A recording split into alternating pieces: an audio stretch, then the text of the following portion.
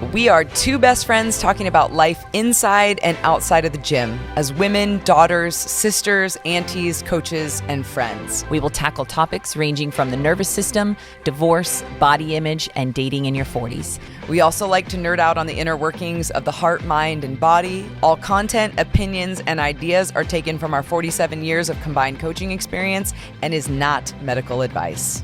We don't apologize for being strong or believing we can change the world. We don't take ourselves too seriously around here, and we invite you to do the same.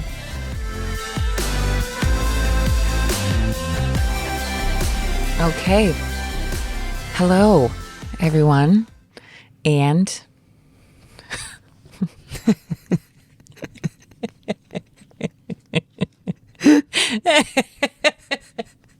this is not my sweatshirt, and I just reached in the pocket and there is, hold on, let me count this. You guys, it's really cold in the gym. There's a wad of cash. 2, 3, 4, $440, 60, $80, $500 in cash in my pocket. And what color is this lipstick? Oh, all right, it's pretty neutral. Yeah. Let me put a little bit. Put a little bit of that on right there. Yeah, pass some of that over to me. Okay. All right. Should we just put this wad right here to mark this episode? You guys, it's so cold in the gym right now. Like, it's so cold. And we can't have the heater on because it's too loud. Yeah. So Chantel is wearing my sweatshirt. Yes. Yes, Moneybags. I'm wearing Moneybags sweatshirt right now. Well, if you looked at my bank account, you wouldn't think Moneybags. Moneybags needs to put it in her sweatshirt or in her bank account. Oh, that what was an amazing introduction. Yeah, that was a pleasant surprise. Hello, everyone. I am Chantel Dayton. And I am Lou Crenshaw, and welcome to the Dear Life I'm In podcast. Yes. Today, we will be talking about something very, I don't want to say vulnerable, but it is. It feels vulnerable. Yeah, it's not vulnerable for me. It is vulnerable. I'm going to be just asking Lou some questions about the season of life that she has just, I don't want to say like that you've been like out of it now, but like that you've realized, yeah. And so I know that was kind of just like an abrupt shift from a wad of cash to we're going to talk about being vulnerable. How about we just take this money off the table? I think it's quite hilarious. Oh, okay. Well, why don't we just like spread it out then? I mean, if we're really going to do it, might as well just really going to do it. put the monies on the table. Was there ever a thing I don't remember, when I was little, I remember my grandma always telling me, like, if we saw like money on TV, that it had to be fake money. It wasn't allowed to be real money. Like, you weren't allowed to have real money on video. I have no idea. Oh my gosh. So this little kid in me, as I pulled that out of my pocket, I was like, is this okay right now? Is this legal? Oh my gosh. That's so funny. Isn't that funny? And I've never actually, as an adult, looked up to see if it was ever illegal. Or maybe it was just something that your grandma said to you know, like your parents. Yeah, your parents and grandparents say things to get you to, I don't know. Yeah, or behave or something. Yeah, who knows? But yeah, so right now I'm like, Grandma, is this okay that we have hundreds of dollars in cash? Like, which needs to go to the bank. Yeah. Yep. ASAP. Anyway. Yeah. So thank you for just being willing to tell people about what's been going on in your life in the last year. And I know. Oh, is that what this podcast is about? You're welcome. You know, like when we just recently were on a podcast and the gal had asked us, is there anything that you would like us not to talk about? Or would you like us to leave out of the conversation? Is there something that you would really like to talk about? Yeah. And I feel like this is kind of one of those topics where, and you and I did not talk about anything that you did or did not want to talk about today, which I'm kind of excited about. Yeah. Not because it's exposing to you, but because it is part of your life that I know you to be the kind of woman that teaches and relates to other people through things that you yourself have been through, right? And so the way in which you're able to look at parts of your life and wrestle, and then through the wrestle, not necessarily waiting until you're perfect on the other side of the wrestle, but often you've shared your wrestle while you're in it. Yeah. And I actually remember the very first time that I went to see you speak, and this was years ago. And I was teaching karate at the time, and you were speaking at this this women's meeting called Fight Night in Medford, and it was right down from the karate school, and I was going to be late, and I remember like pulling up and running upstairs, and there were so many women in this bar. It was basically like church in a bar is basically what they called it. And you were the speaker. And at this point in time, I was new to being your friend, and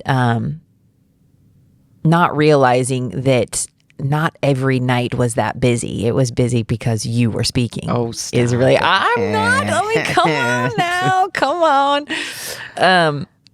But I remember sitting there on the couch, and you had said you had your journal out, and you had said many things, but then you kind of got to this point where you said, I usually don't talk about things until I'm on the other side of them. And then, but you said, I felt like it was really important for me to talk about this tonight, even though I don't have all the answers. And then there was kind of like this hush that went over the room, and we all just kind of sat there and were like, okay, tell us more, and I just want to say like it's very commendable and honorable that you're willing to do that, because most people want to have full control and have it all packaged up and before they're willing to share about something that they're going through. And so I would love for you to share with us just even like what the last year has looked like for you, as a woman, any area that you want to touch, whether it be business, as a daughter, as a sister, as a friend. That's very vague. It is very vague. But I just kind of want you to have I want you to be able to start where you want to start. And I'm not really sure where you'd like to start. But yeah, would you like to just share a little bit about? Yeah, I think sometimes we don't realize the season that we're in until maybe the season's over, or we know that we're in it, or that something is going on and we're like in the middle of something, and we know that it feels hard, and we know that maybe it sucks, or maybe it's rough, or it's amazing.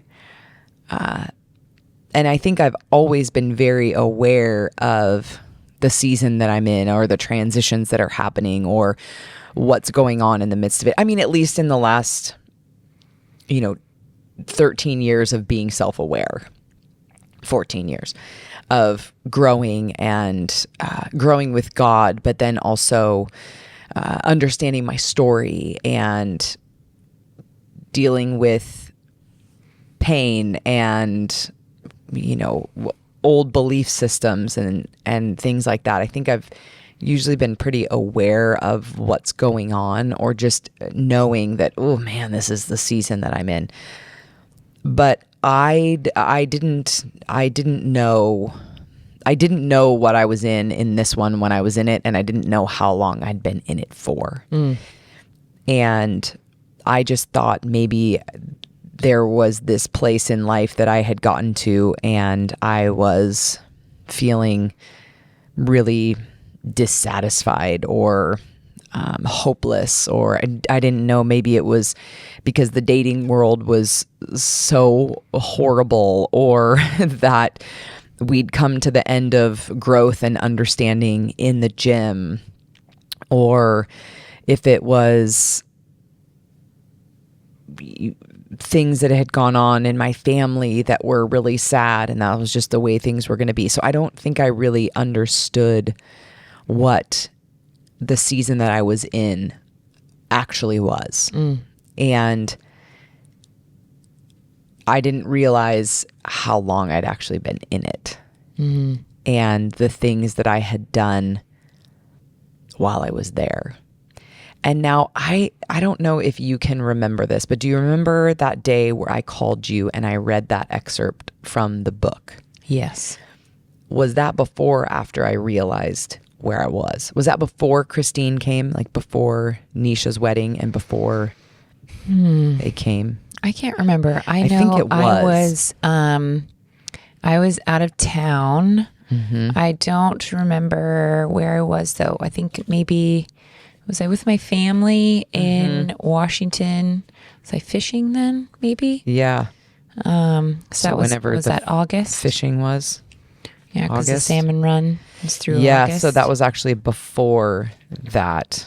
I actually brought a journal. I don't actually really think this is a journal. It's more like notes that are on a page. But there was this, we were doing a class, and there was a lot of things happening. This was when we realized that we were going to do the pentathlon and things like that. And so I remember that day in that I was at the house, and I had picked up, I was rereading, actually wasn't rereading, I was reading the second part of Viktor Frankl's Man's Search for Meaning. And I don't remember why I was doing that, but I had already read the beginning part. I'd actually read the book, but then I had gone back and I was reading the second part. And there was this part that just stood out to me.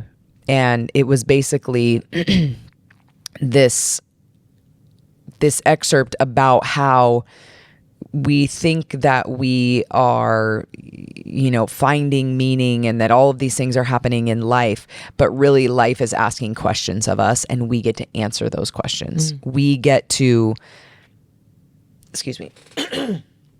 we get to answer to life, and we have one life, and we get to live it. And that is what responsibility is.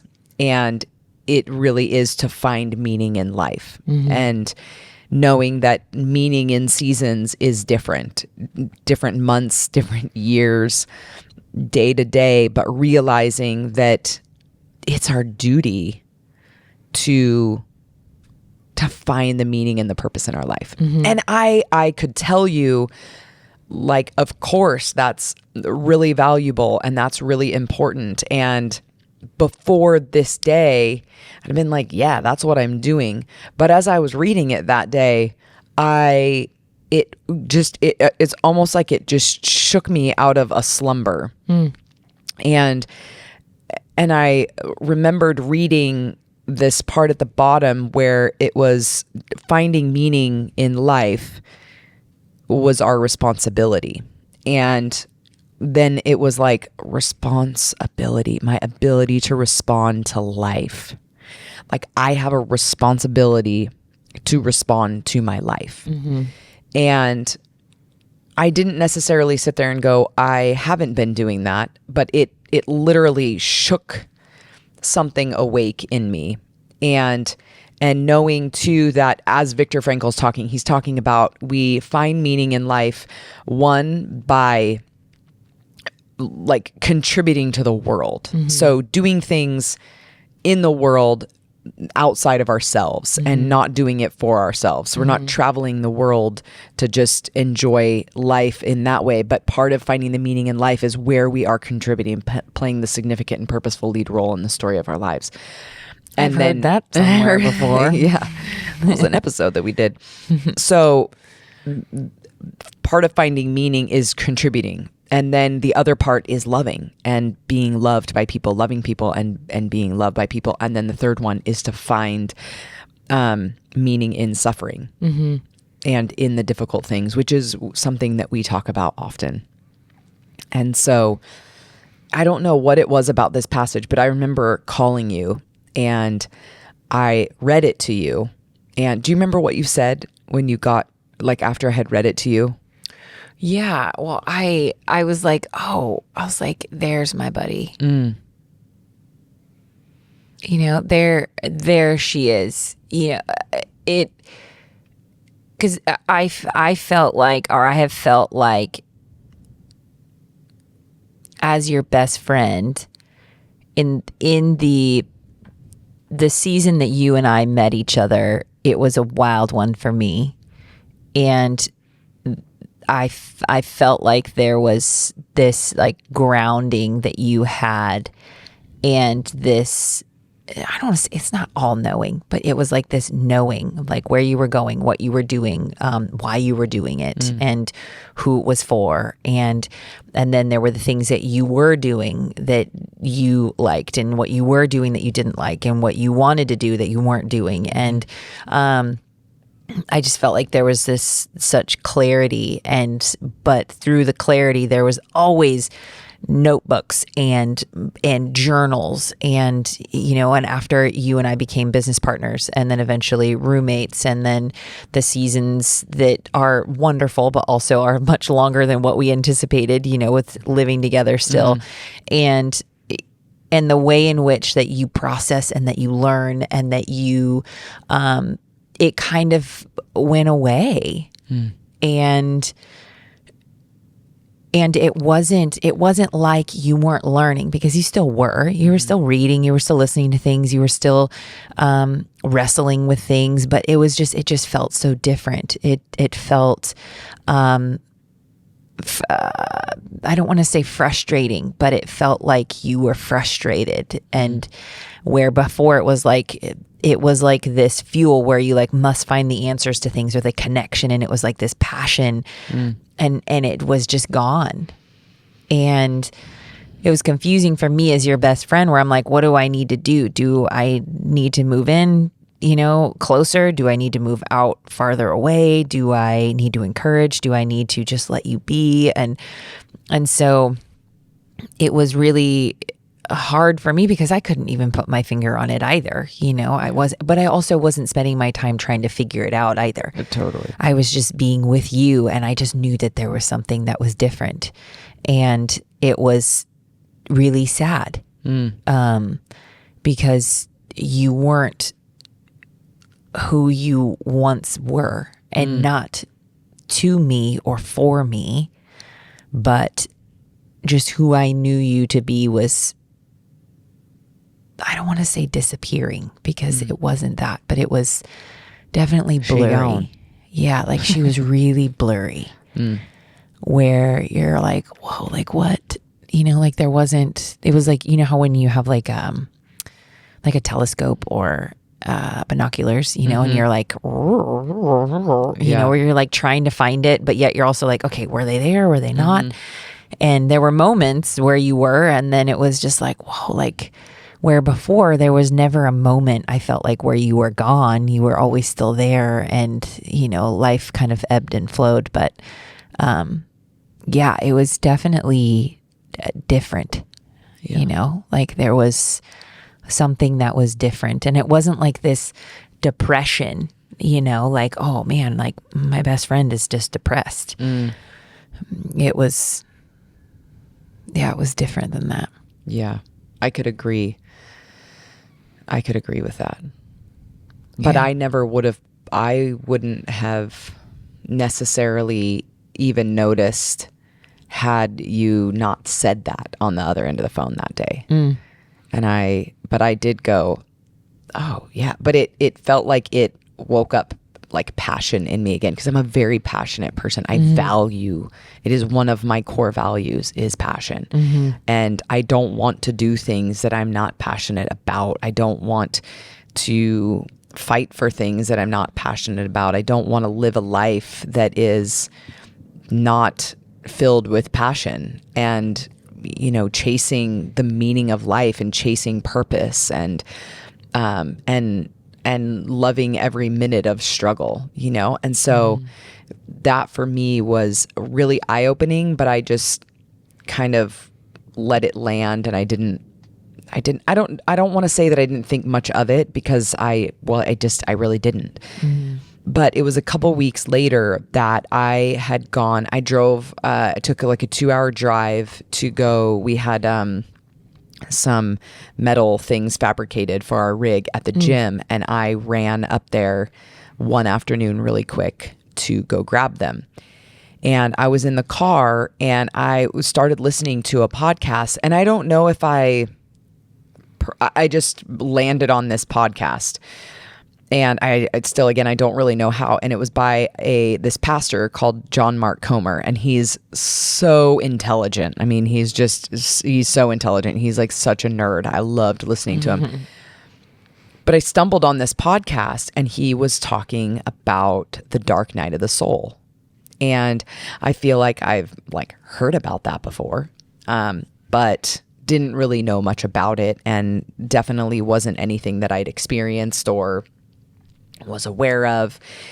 And so I listened to this podcast, and I was sobbing in the car, just all alone, just weeping, because it felt like there was somebody who was putting words to something that I didn't know that I felt. And I'm an Enneagram 8.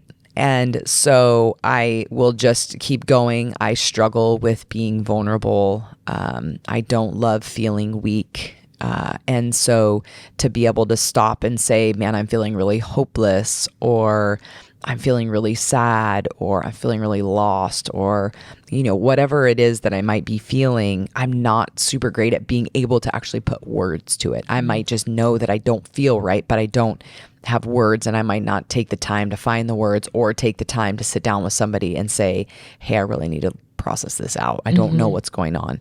Most of the time I just get a little bit more prickly and might work more and press on more and try to learn more. And I move to that 5 wing of like trying to find more answers, and not in a healthy way.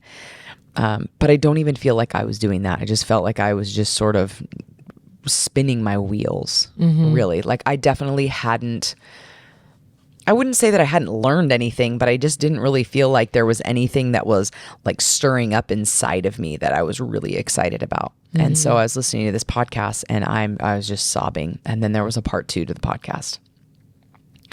And then I wept even more and more and more and more, because as he was talking, he's like, have you ever felt like this? And have you ever felt like this? And I mean, he probably listed off 10 things, and I probably absolutely was in the car like, yes, yes, yes, to probably 8 of them. And it felt so maybe hopeful to go like, oh, this is what this is. I still don't understand what this is, you know, and he's talking about this spiritual journey and all this stuff. And so I would say that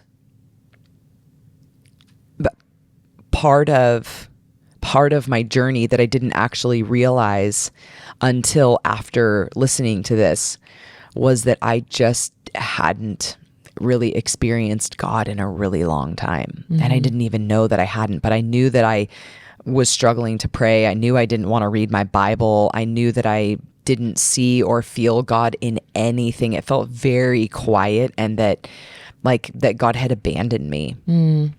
And obviously that wasn't the case, but that's really how it felt for me. Never was I having this question of faith of, was God real? but there was this massive chasm that had been created of distance created by me. And realizing that and going, okay.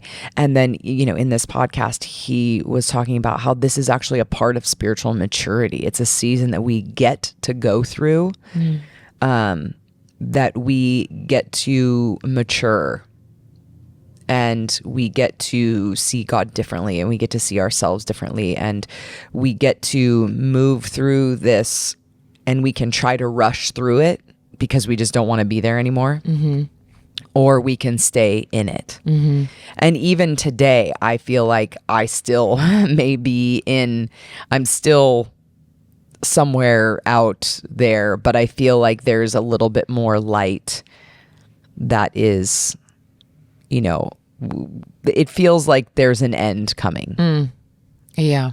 What that is, when that is, I have no idea. Yeah. Would you say, or what would you say were some indicators or milestones or light bulbs, if you will, of being hopeful that, not necessarily that the end is near, but that the season is, or here, let me restructure this. So would you say that realizing or even hearing about the dark night of the soul was the first step of feeling hopeful for where you were at in your life? Absolutely. Because I think it just brought reality to something that even felt confusing or that I didn't even know. Right? Like, I knew something was off. I knew that. I knew that did I feel depressed? I'm not really sure, but I definitely didn't feel alive. That's yeah. Yeah. Yeah. So would you say, after realizing that, what did you do after you realized it? Well, the next day I went, and just such interesting timing, because I was like, oh my gosh, this season I feel like I've been in this season for the last 9 months. So this was August that I'm kind of realizing this. September is when, so it's literally, this is September, and the next day a friend comes into town for another friend's wedding. And I remember we're sitting outside, I'm sitting at breakfast with you and Christine at Over Easy, and or maybe this is a couple days later, but I'm like, girls, this is what happened, because I hadn't even told you what had happened.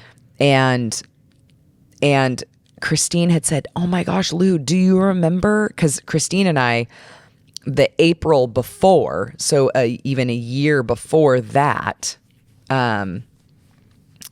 well, not a year before, but the April of that year, it was a year before that, before that, yeah. So it had been 18 months. Yeah, been a while. So not 9, it had been 18. Yeah. And she said, but Lou, so we went to this women's retreat in North Carolina, and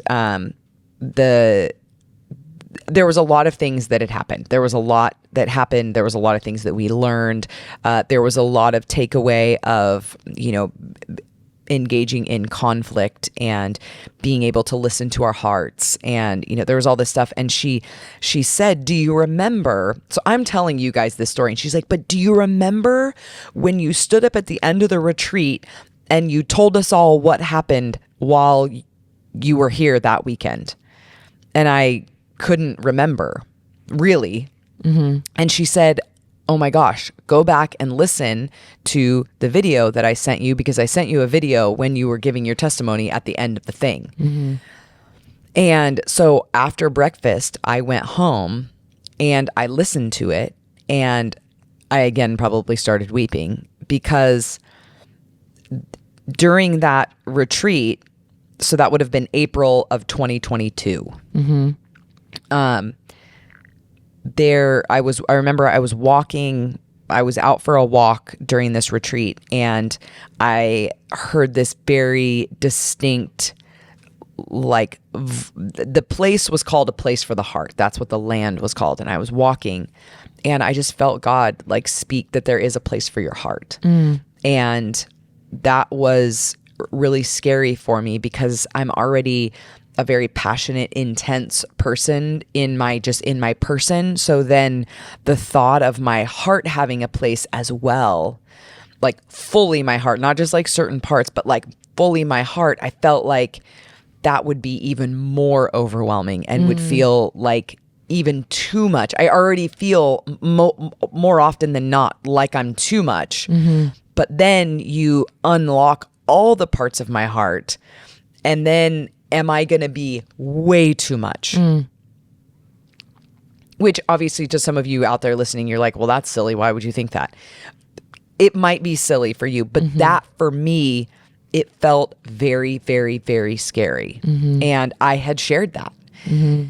And Christine was like, that's what you've been doing. That's what this journey has been. Yeah. And I thought, holy shit. Whoa. Yeah. And so then I started just looking back at really what had happened and knowing, okay, this is very much like a dark night of the soul season, but how many things had opened up in my heart. I had read this incredible book called The Voice of the Heart by Chip Dodd, and really had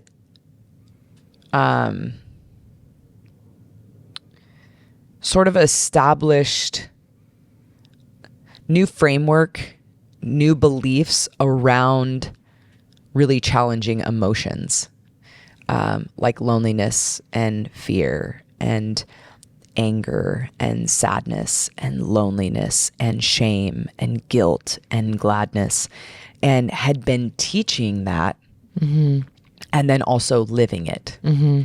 And then in the midst of that as well, we started doing the transformational breath journeys. And so like I had read A Voice of the Heart, and those things were unraveling in my life. And then we started doing breath journeys, and then started walking with people through breath journeys. And that was like so incredible.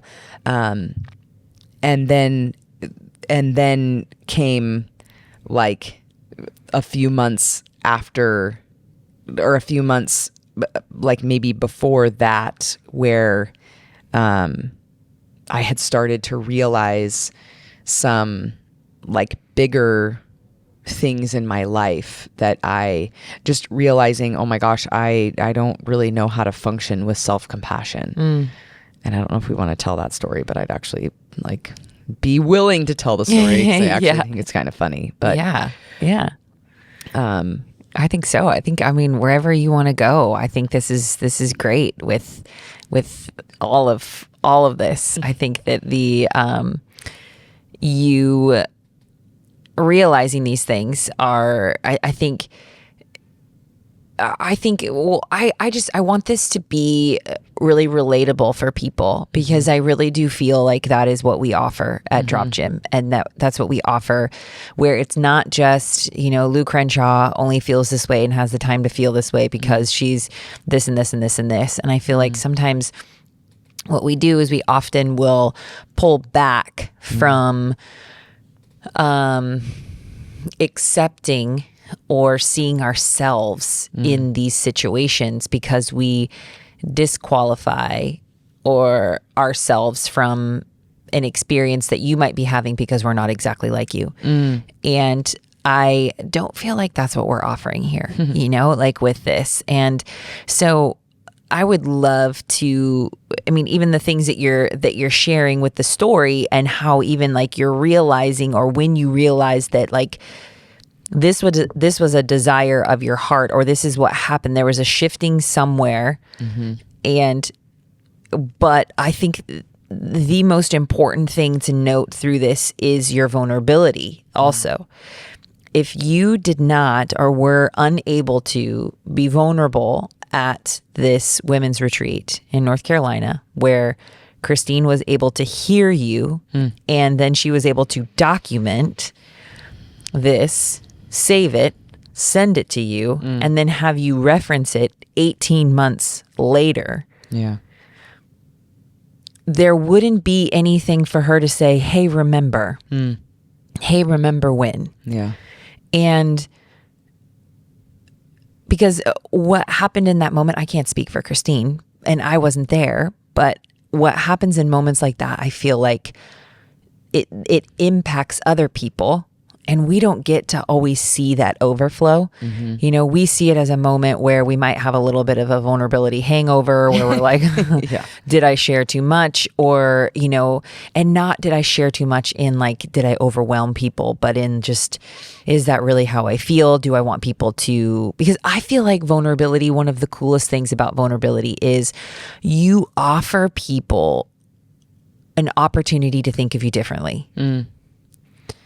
And that is something that I've always like hesitated with parts of my story, little dark corners of my life where like if I reveal some things about where I was or where I am, I give people an opportunity to think of me differently. And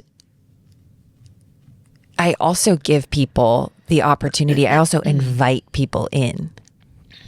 And so I think what is really neat about this is, and it's not saying like, okay, go profess all the things, go stand on top of your car in, you know, grocery store parking lot and say, and, you know, be vulnerable with where you're at, but your people, you know, you were in a situation, you were at a retreat where you were with women who were fighting for the best of themselves, you know, and they were going through the same process, and they were saying like, okay, this is what I want. And this is because everybody did what you did. Correct. Yeah. And so when you find people like that, when you find groups like that, I think probably one of the scariest things, and maybe you can even speak to this, there might be like a question of whether or not you really want to be that vulnerable, or whether or not you should, but we have always said this in here in the gym, where there's like one woman who will break the room open, one woman who will make a move and do something that will give the rest of the group permission to also open up and move forward. Yeah. And so do you feel like, or was it in that moment, did you second guess sharing? Oh, heck yeah. Oh yeah. My heart was racing and I was like, I'm not standing. Because it was just a time where people were just popping up and sharing in front of everybody. It wasn't like everybody went around the room and shared what the weekend had been for them. There was just moments, and you just know sometimes when it needs to be something that you do, because your palms are sweaty and your heart is racing and you feel like your face is getting red already and no one's even looking at you. You know, like you just have those moments where you know that they're important. You know that your body is rising to the occasion to be challenged right now, and you get the opportunity to stand up and share where you're at. What was your fear in that moment? I mean, I think just being seen, because there was a lot of other things that had happened throughout the weekend that were really big for me that I don't. Can we just go right back to that, please? What? Like, what did you just say? You just said being seen, right? Yeah. Yeah. So I think that, I mean, I don't know. I mean, I don't want you to raise your hand in your car or anything, but like, or keep one hand on the wheel, please. But if you're listening to this, can you relate to that? Can you relate to the fear of being seen? Yeah. Of what if I am seen? Yeah. You know, what will happen? What if these parts of myself are seen? Yeah. Like, what if the weak, non-functioning, like, wait, you do what you do and you're struggling to engage your heart? Like, what's wrong with you? You're not a good leader. Yeah. How are you leading people and doing what you're doing without this? Yeah. You know? And so I think that part was really challenging. But then there was a lot of other things that had happened that were even more vulnerable in the realm of we had a big night of music that next night, or it might have been that same night, and I felt this extreme vulnerability. Like I didn't want to sing and I didn't want anybody to see me, and I was like kind of hiding in the back, which would just totally not be like me, and I had my hands in my pockets and I felt so insecure, which felt so bizarre to me because it is not my person.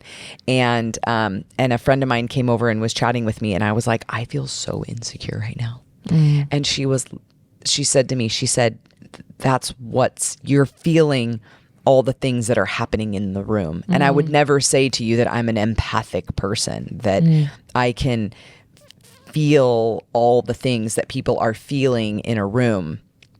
I can pick out the person that wants to rebel against the system and wants to say like, this isn't going to work. And I'm like, oh, but yes, it is. But feeling the insecurity or feeling the fear or feeling those like very vulnerable emotions, that was not normal for me. And so then I felt so overwhelmed with how overwhelming that felt in my body.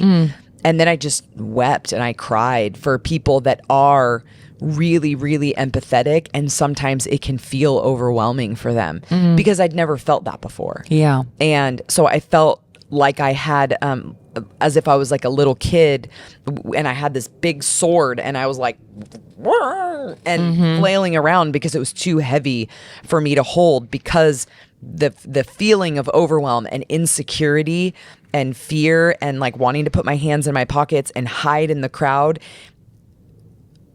was so much that I didn't know what to do with. I didn't know how to engage that at all. Yeah.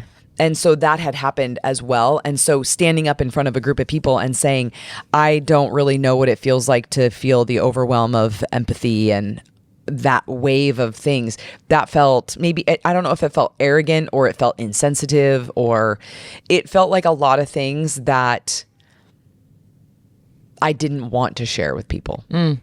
Yeah. Yeah. Yeah. And so I left then and, went on my way going, oh my gosh, like life is going to be so great when I engage my heart. And then, oh my gosh, everything just went dark. Yeah. Well, I remember when you came back and you were very excited and you were just like, this new, I have this. I don't remember what you said. You said, because you and I refer to each other as buddy. And so you said, I was buddy 2.0. Yeah. Coming back home. And then our friend Sydney, who was just, I guess she was your chauffeur around over there. And I could hear her kind of laughing in the background when you had told me that over the phone. And and in my heart, as your best friend, I was like, my best friend doesn't need to be different. You know what I mean? Like that was just like my heart, in almost like as your advocate. I'm like, you don't need to be upgraded. Like I love you no matter what, like even if things are like, but I do understand obviously the improvement and the hopefulness that like, where it's like, oh, I get to engage with something that I struggle with, and in a different way. I have a new tool to get to know myself a little bit better. Yeah. So after that retreat, right? And then there was the season of engaging differently, and you actually shared some tools with me, which they were absolutely incredible. And then, so then some months go by and you kind of find yourself in a space where things, like you said, like they go dark. So what does, maybe on your daily, from, like you can like condense a week or a day, or what are some things that you felt like that were out of the ordinary that you could share with people that are listening that maybe they could relate to and just be like, yeah, but a little afraid of maybe saying out loud? I started eating like crap.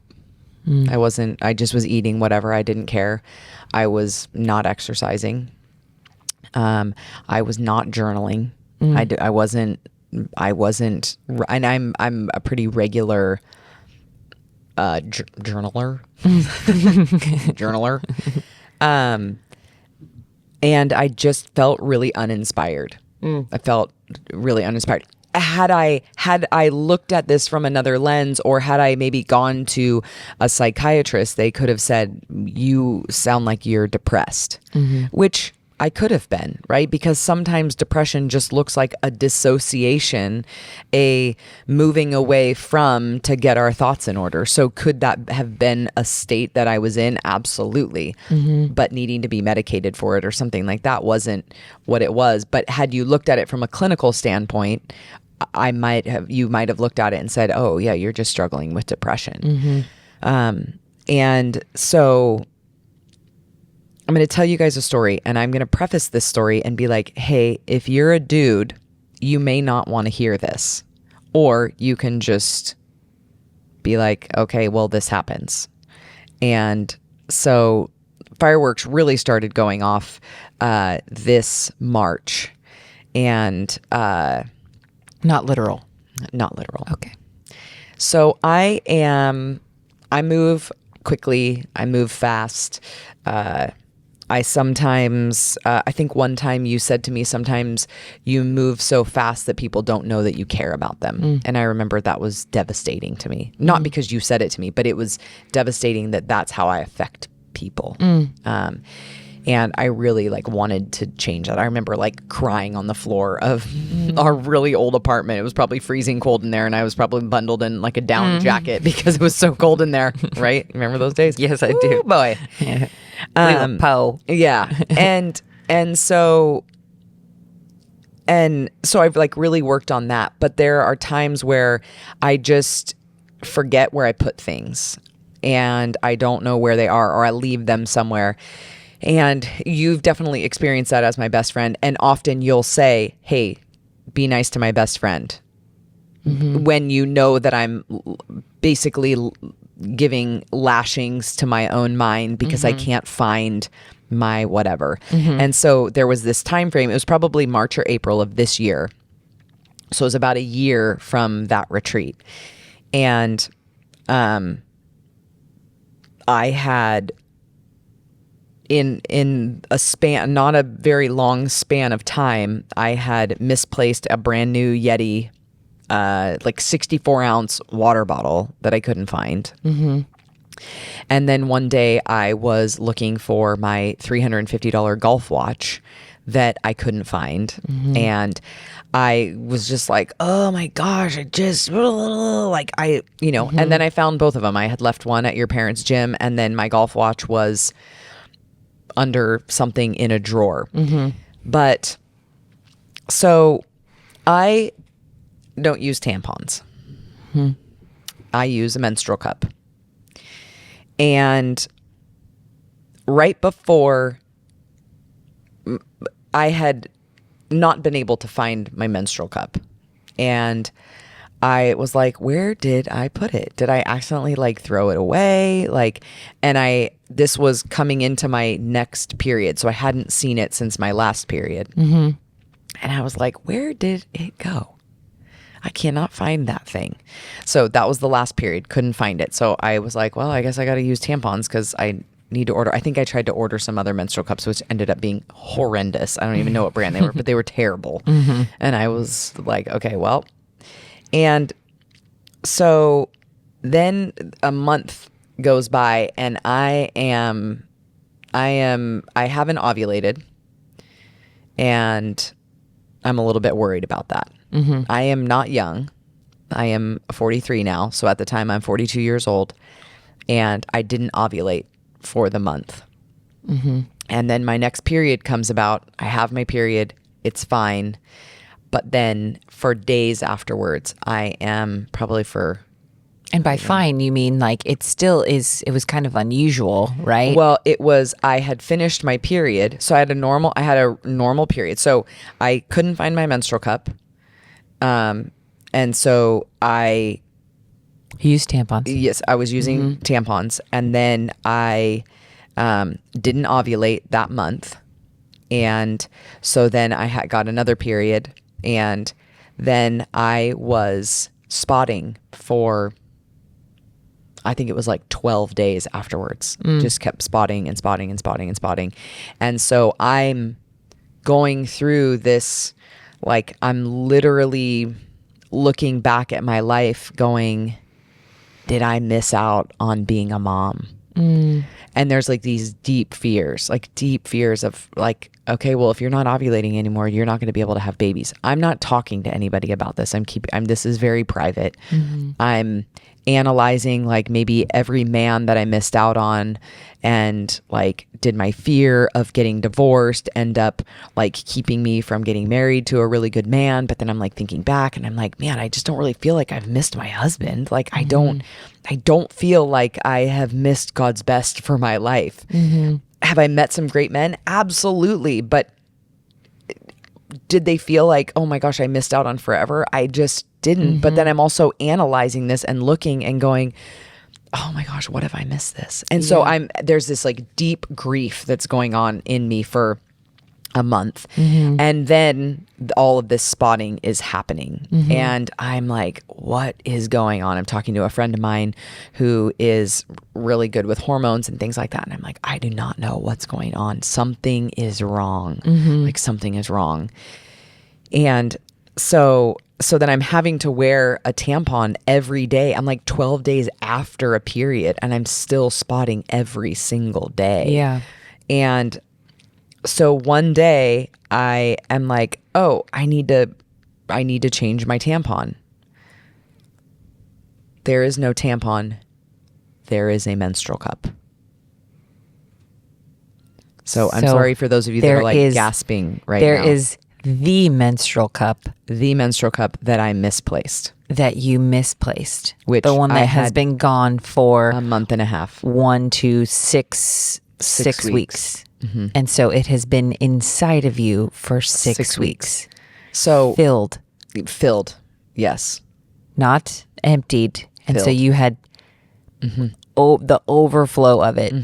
There was massive overflow. Yes, and you had put tampons in. And I felt I couldn't tell at all. Yeah, and no discomfort, no nothing.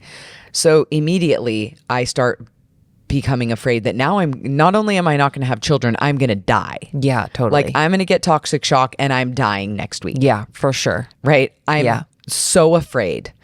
And so I call my doctor and I say, oh my gosh, Hannah, here's what happened. What can you do for me? So she's like, here's what we're going to do. So she puts me on a couple things for infection, bacteria, all this kind of stuff. I'm supposed to have a massage. You bought a baster. I was going to skip that. I bought a turkey baster to clean it out. You did? Yep, apple cider vinegar, turkey baster to just clean her out. Well, get as much out as I possibly could. For sure. So my I'm supposed to have to like lighten it up, but I was like, it's just... I mean, guys, it's terrible. Like, just make sure you take your menstrual cup out. But sure. It was like one of those things where you're like, of course you lost your menstrual cup. Bleep. You piece of bleep. How could you do that? Bleep. Like how, like all of this. I mean, just lashing after lashing after lashing after lashing. I mean, it was awful.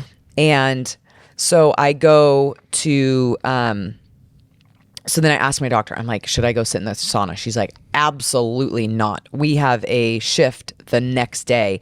And she's like, if you get in that sauna, you might make yourself real sick if you've got an infection. Right. And I'm not sick at all. I don't have a fever. I don't feel bad. I haven't felt bad at all in this time frame, which I'm just like, my body is incredible. Like so crazy.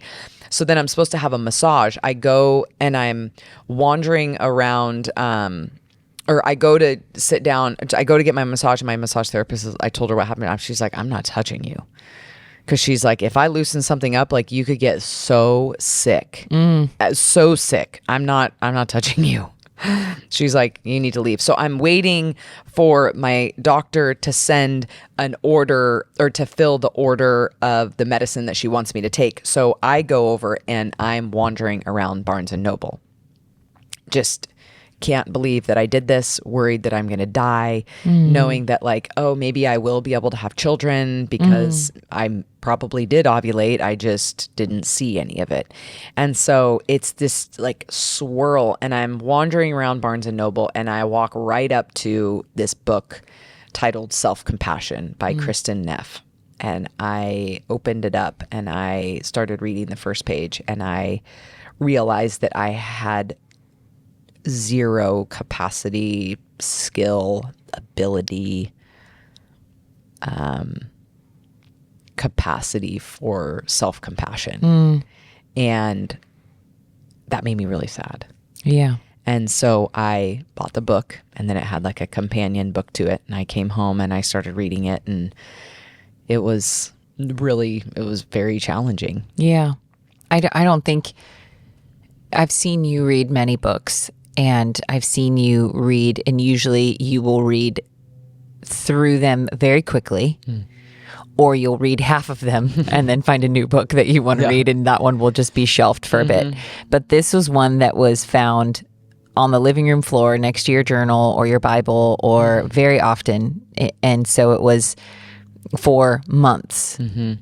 And it's still something that's still kind of out and referenced. And so it took you a very long time. It took me 6 months to get through it. To finish it. No, it took me March, April, May, June, July, August, September, October, November, December. No, it took me 9 months to get through it. I finished it in December.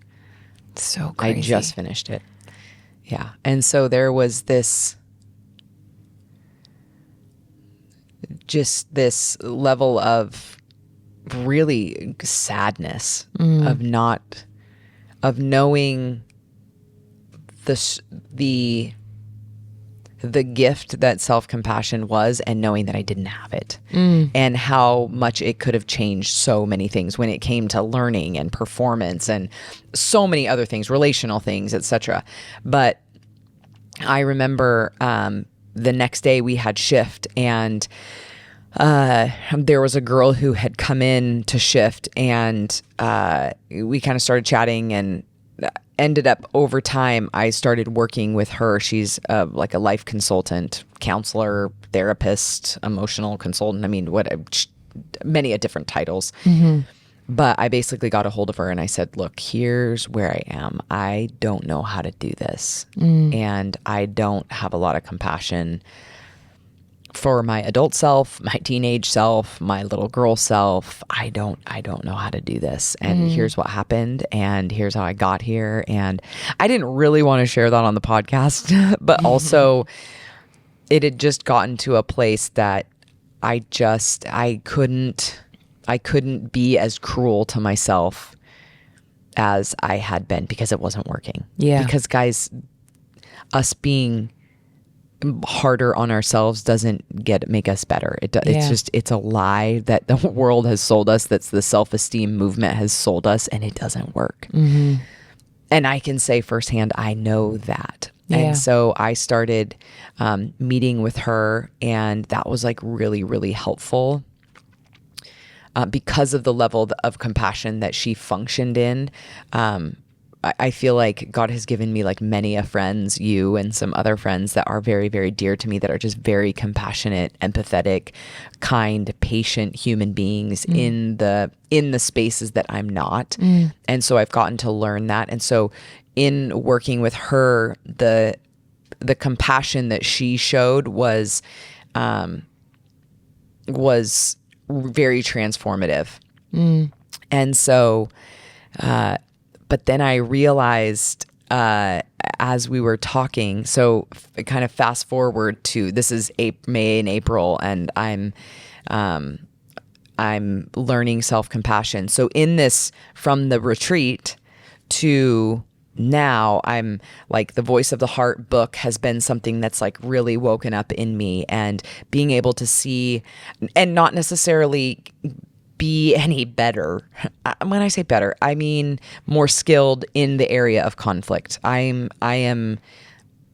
struggle with a lot of shame in the level of conflict that I am not very good at. There's certain conflict that my brain is not wired to be able to do it yet. I'm learning, but I often feel like a rebellious teenager in certain areas of conflict. And so there's a lot of shame wrapped around that, but also being in this journey since April of 22, seeing really how I have grown. But so there's the voice of the heart, there's the breath journeys, and now there's this self-compassion that is waking up in me that takes what looks like and what is this dark night of the soul, but is this actual very deep season of heart work. Very, very, very, very deep, very young, like my little kid, my teenager, like little moments of just being kind to myself, just stopping in a moment of playing golf where I want to chastise myself because I just shanked the ball, and I just stop and I'm like, it's okay, sis. I'm here and I'm not leaving. Yeah, and then that's good. Misplacing something, it's okay, sis. I'm here and I'm not leaving. And just on the daily functioning in self-compassion, and then some days not daily doing that. But I think the funniest part is that as the three of us are at breakfast, you, Christine, and I'm realizing, oh my gosh, I've been in a dark night of the soul. I was like, you guys, when Christine points out this thing, and I was like, I freaking sold my Jeep and bought a damn Prius right after this. Yeah. I sold my Jeep in May and I freaking bought a dumb Prius. Yeah. WTF. If you know me, I loved my Jeep. It brings me a level of joy that few things do. The top off, the music up, driving down the road, singing at the top of my lungs with people that I love. Like there are few things that I love more than that. And gas prices went up, and I was like, I ought to be responsible. I ought to be practical. I'm going to be very pragmatic about this. Not that I'm thinking practical, pragmatic, or mature or any of this. And everybody's looking at me like I'm freaking crazy. And they're all like, why are you doing this? And I have my reasons. And I wish somebody would have just like slapped me upside the face and said like, no, actually don't wish that they would do that, because that's not helpful. I don't, as your best friend, I know you well enough, and I'm going to say this on our podcast. Oh no. I know you well enough to where when you make a decision to do something, like to let you do it. And not try to convince you otherwise, or to, because I am one that will, I don't want to say overthink things, because I don't think that I'm an overthinker by any means, but I definitely need some convincing to change my mind of what I do believe or what I want, right? So I will hang tight on that, and yet I will also, like, it takes me a long time to shop for something that, you know, that I want. Like, I have a Toyota Tacoma, which I absolutely love. Lou and I both got our kind of dream cars around the same time. And then when I sold mine. And then when she sold it, so it was this feeling of, do I have to do this too? You know? And because it was, or do I have to, or do I need to? Yeah, because the gym pays for gas. We have a car stipend, etc. Yeah. And so I thought, do I have to do this? And then I was like, no, I don't have to. But then the next thing I went to is, do I need to do this? And then the next thing I went to, with me not doing this, what does this mean? You know, if this is what this means for Lou, and this is important for her to give up something that she loves for something that she does not love, in for order the to sake save of money. doing the good thing. Saving money. And then for me, I'm like, F that. I'm freaking keeping my truck. And I didn't even think about you selling your No, truck. That wasn't you even didn't. an option. It was like, no, you shouldn't do that. Yeah. And you I definitely shouldn't. I will. And I like during that time, I remember like I remember thinking like, I need to ask her, like, what the F are you doing? Not because it was like something reckless by any means. Nobody was going to get hurt. Yeah. Nobody was going to lose their job. The gym it wasn't this big risk, but it was like, I was just like, wow, she like really is willing to do this. And it made me kind of sad. But I'm like, there's nothing that I like I said, I know you well enough to know that when you decide to do something that you're going to do it. And not because you're like stubborn or anything, but because you believe that that's like the right thing to do. It felt like the most responsible thing for me to do. And 100%. I am definitely a firstborn. Yeah, and I'm a third. So yeah, not that and you're actually a baby by distance of years. Yes, by years. Yeah. And so I definitely wasn't. I don't feel like I'm irresponsible by any means, but I am for sure one where I'm like, well, my plan was to keep this truck forever.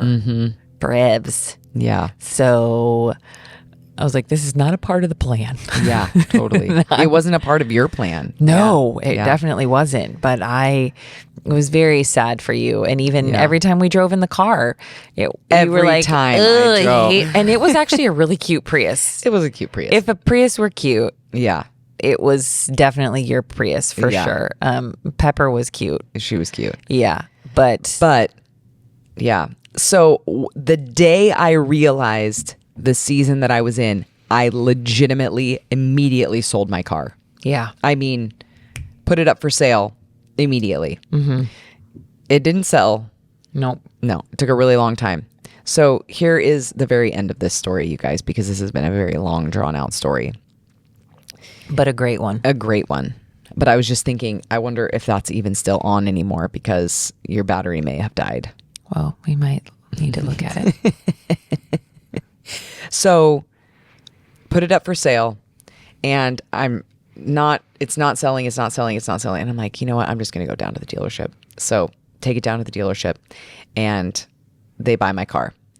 And in the midst of that, I run into a guy that I've known for a while. We're chatting, catching up. He's like, you still running solo? And I was like, man, dating is hard here. And he's like, oh my gosh. So we start, going on stories and getting ready to walk out. And he says, I think I have somebody I might want to set you up with. So I walked out of there with a blind date, which was great. Yeah, no kidding. Yeah. So I sell my car. Which is how we want it to be done, ladies and gentlemen. Yeah. Like set us up. Yeah. Out in the wild. Yeah. Like in the wild, like through like people like, that are like, hey, I know that it's really hard. This is like a little side note, but it's really hard when you feel like, oh man, like, because some people are very sensitive to being single. Yeah. And like, it's like this horrible thing. And like, it's like a disease. So you're like, you don't want to talk about the disease where you're like, hey, I have a cure for this disease. Yeah. And he lives, 3 houses down. But no, like it is something that I feel like people are a little apprehensive when they know of someone that is also single that they feel like is a good guy. But if you do, if you have keep us guys, if you have friends that are single, I mean, there's 2 of us over here willing to relocate. We are. He's willing to relocate. Yeah. I mean, if we could pick up the gym and move it, I probably would. But oh boy. Anyways, that's a totally different story. Yeah. So I sell my car. I'm on the hunt. So sweetly, one of my clients let me borrow her car and let me borrow her brand new Tacoma. So I was driving around a brand new car. I mean, it was so sweet. And I am telling you, I couldn't freaking get the dealership in Medford to freaking help me to save my life. It was insane. Yeah, the runaround was. Oh my gosh. 15 days of running around. I got ghosted for 10 days. And there's a big dealership here in town and they kind of run the roost. So they don't really care. They just don't have to care. So finally I got back a hold of the guy who set me up on the blind date and I was like, hey, is there anything you can do to help me out? And he's like, unless you want to buy a Toyota. I'm like, I don't want a Toyota. I want a Jeep. I want a Sport. I want a Jeep Wrangler Sport 4X. I would like the new hybrid so I could save myself some gas, but also still have my Jeep. I would really like a white one, but like I'd be okay with a couple of other colors, but I just want a sport. And they were like, well, we can only give you this and this and this on the Sahara or the Rubicon. I'm like, I don't want those ones though. I want the base model. I actually want the base model. I don't want the really more expensive ones because I don't want to use all those things because I'm responsible, you know? Yeah. And so he's like, hold on, let me call a buddy of mine in Klamath Falls. He runs the Jeep dealership in Klamath Falls. And this guy, Brandon Berg, oh my gosh, calls me on Christmas Eve. And I'm like, Brandon, this is what I would really like. Here's what's been happening. No joke, you guys, within 15 minutes, he made me a car deal. I got the color I wanted, the car I wanted, for the price you wanted. All of the things. He haggled me, not at all. And then he's like, hey, we'll sign the paperwork. We'll get the paperwork done tomorrow. I will put it on a truck and I will bring it over to you because Klamath is about 2 hours away. And he says, I'll ship it over to you for free. And I'm thinking, what in the world? Okay. All right. He's like, I'm trying to take some business from Medford. And I'm like, well, I'm going to send all the people your way and be like, do not go to the Jeep dealership here because, oh my gosh, it was such a bummer. It was actually really such a bummer for me. And Brandon was so helpful. It was so easy. And he then sent it over the next day, and I had made a joke because it was like Christmas. And I was like, can you put one of those bows on it like you see in the commercials when they park the car in people's driveway and they surprise them for Christmas? And he's like, I'll see what I can do. I don't know if we have any bows left over. And so he texted me in the day and he's like, we don't have any bows. He's like, but I'm going to send somebody out to find you one. And so he gets back to me and he's like, man, they went all over town. So my Jeep showed up Christmas Eve night with a bow on the front, the price I wanted. I got in the car and it was so beautiful. It was so much nicer than I was expecting. I was not expecting heated seats. I was not expecting a heated steering wheel. I was not expecting remote start. I was not expecting all of these things. And it was so much more than I had ever expected. And I just cried and cried and cried and cried. And I was like, man, I kind of feel like I see the light at the end of this tunnel. And then I was talking to a friend and I was talking about I had said, I just dropped off the Christmas presents to my nieces and nephews and I just gave them money because I wasn't really sure what to get them. And I was like, I had this grandma once. She was a grandma by marriage, and she had given me money one year. And I'm telling this story, and I said she had given me money one year and I'm not talking about the Jeep. I'm not talking about being responsible with money. I'm just talking about giving my nieces and nephews money and just being like, buy whatever you want, you know? And I said, I had this grandma once, and she literally ripped me up one side and down the other because I bought a Nerf toy when I was like 10 and didn't buy something that she said was more responsible. And I immediately there it is, folks. And I was like, there it is. Holy shit. The responsibility seed was planted, and here we go. Here's the tree, and it's a freaking Prius. The fruit is a Prius, ladies and gentlemen. Oh my gosh. And so in the midst of this season that has felt really dark, I mean, I really don't feel like I'm on the other side, but I definitely feel like I'm on my way out. And I don't want to rush out, and I want to learn everything that I can here, and I want to soak up everything that I can soak up in the midst of it, even knowing how hard it is. But I feel inspired again. I feel passionate. I get in my car every day and I'm just like, oh my gosh, I just love this. I just feel so grateful. And I know that my heart is more awake than it's ever been. I know that my ultimate desire in this world is to help people find meaning and purpose. For a long time, it was like, I love watching people find their potential and see their potential. No, I love helping people find meaning and purpose in their life. Like, that's why I get out of bed every morning. And so as this season, I really do feel like is wrapping up, I have really understood my why of why I'm alive, my values as to why I'm alive. And I do know that you and I are definitely going to be putting a course together soon about meaning and purpose and whys. Yeah. And just really actually wanting to share that because it's so crucial and it's so important and it's so valuable and it's so beautiful and it's so freaking hard. Yeah.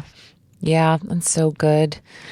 Well, Lou, thank you for sharing all this with us. And, you know, as your best friend and seeing you go through it's, you know, the last 2 years and just even being with you in the process of you realizing these things, it really is just so hopeful, you know, for it just, I see you being so hopeful for the future. And even though it's not exactly what you thought it was going to look like or what other people, you know, expect it to look like or what it quote should look like, I feel like when we're really honest with our lives and we really are able to step back and really be vulnerable in moments and share where we are with people, we grow. Yeah. And for sure. When we grow, things change. And when things change, it's not easy. Yeah. And when things aren't easy, we feel like we shouldn't be there because things are supposed to be easy or they should be easy. And so I just thank you for your courage and, you know, your willingness and your vulnerability. And it does offer hope for people who are listening to this and who are like, oh my gosh, like I don't know what to do, or they get lost in, I want to note as well that I feel like sometimes what happens when people do get in these seasons is instead of feeling the discomfort or the overwhelm, they reach to other things so that they can cope with the season. And then they end up in cycles of addiction or just running from these things. And so feeling and allowing yourself to feel, allowing yourself to change and to look at things differently or to slow down or to speed up or to sit still, you know, it's inspiring. And so thank you for inviting us in. And I do, you know, not to like push this into like a promotion, but I do feel like this is, if you find yourself in seasons like this, or you have found yourself in a season like this, or you can relate to anything that Lou is talking about or that I had mentioned, you know, when we have the 2024 schedule for our 2-day and our 5 days. So our shift and our engage is up on the website. And so you better believe that in those, there will be some of the fruit from this season that will show up. In February teachings. 23rd and 24th is our shift event. And then May 1st through the 5th is our next engage event. Yes. Yeah. So check it out. Yeah. All right. Again, you can find us on Drop Gym or dropgym.com, Drop Gym Effect, and then also at Drop Gym Medford. Yes. On and Instagram. Then you can find Chantel at chantel.dayton on Instagram. And then you can find me, Lou Crenshaw, at Lou Crenshaw on Instagram. Yes. Yeah. Thanks for listening. Yes. See you next time. See you next time.